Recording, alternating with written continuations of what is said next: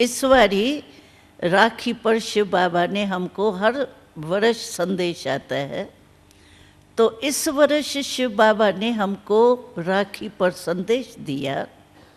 क्या संदेश दिया? शिव बाबा ने कहा ब्रह्मा द्वारा, बाबा ने कहा, मैं बाबा शब्द बोलती हूँ तो शिव बाबा ही समझना, ब्रह्मा बाबा को हम शिव नहीं कहते हैं, वो तो ज्योति बिंदु है, ये माध्यम है साकार मुख का। तो शिव बाबा ने कहा, तो आप ये राखी बांधेंगे ना? बांधी होंगी, 2 दिन के बाद 1 दिन के बाद उतार देंगे।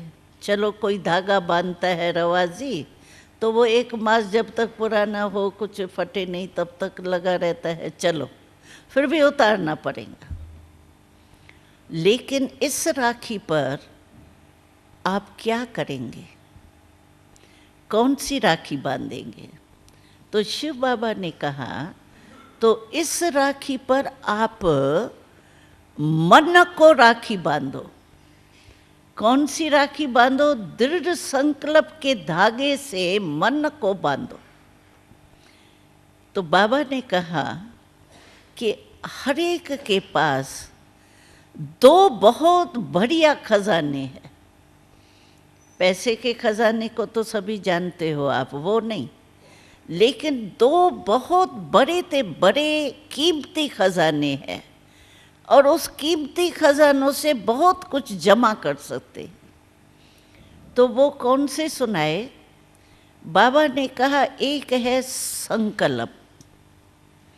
संकल्प सबसे बड़ा खजाना है। संकल्प इतना खजाना है जो आप समझो जहाँ से भी आए हो, इंडिया से, कहाँ से भी, कोई दिल्ली से होगा, कोई यूपी से होगा, कोई महाराष्ट्र से होगा, जहाँ से भी आए हो आप, आपको टैक्सी करने या ट्रेन में जाने की ज़रूरत नहीं है। आप मन से अगर अपने घर को याद करो, कितने में पहुँच सकते हो? कितना टाइम लगेगा आपको? 1 सेकंड? हाँ, 1 सेकंड। तो संकल्प इतना खजाना है जो आपको फॉरेन में, अमेरिका में भी सेकंड में पहुंच सकते हो।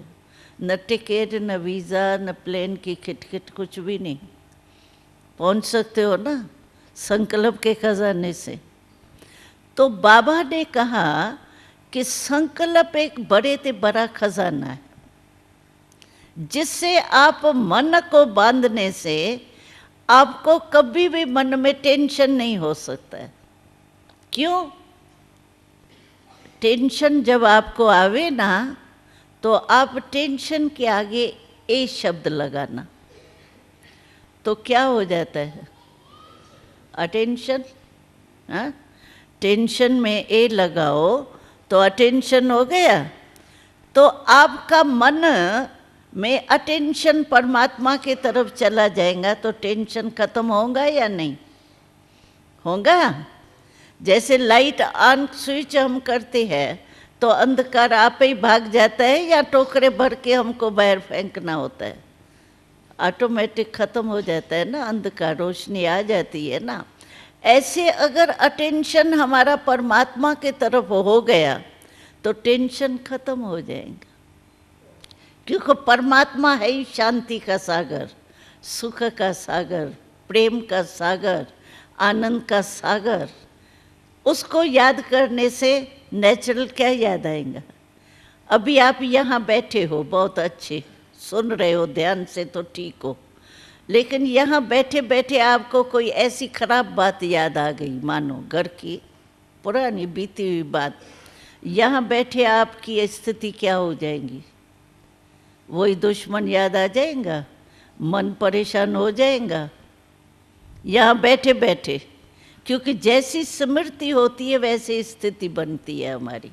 कोई दोस्त को याद करो, कितनी अच्छी स्थिति होती है, और कोई दुश्मन को याद करो तो 1 सेकंड में ही मनुष्य का फेस ही बदल जाएगा, सब बदल जाएगा।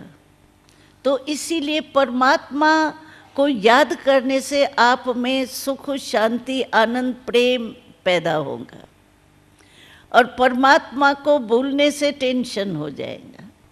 इसीलिए आप ये इस वायुमंडल का बहुत फायदा उठाओ, और वहाँ जा कर के भी अगर आपने संग किया तो आपका रंग, अध्यात्मक रंग जो चल रहा है वो पक्का रहेगा। कच्चा रंग धूप में जाने से क्या होता है, उड़ जाता है ना। तो ऐसे ही ये माया का जो धूप है ना, वाइब्रेशन, वायुमंडल जो तमोगुणी है ना, उसमें आपका ये अध्यात्मक रंग ठहर नहीं सकेगा। पहले तो आपको वहाँ ही जा कर के मजाक वाले भी मिलेंगे, कहेंगे वाह भाई 3 दिन योगी बन के आया, वाह वाह बहुत योगी बन के आया। ये तो होगा, ये सब होता है।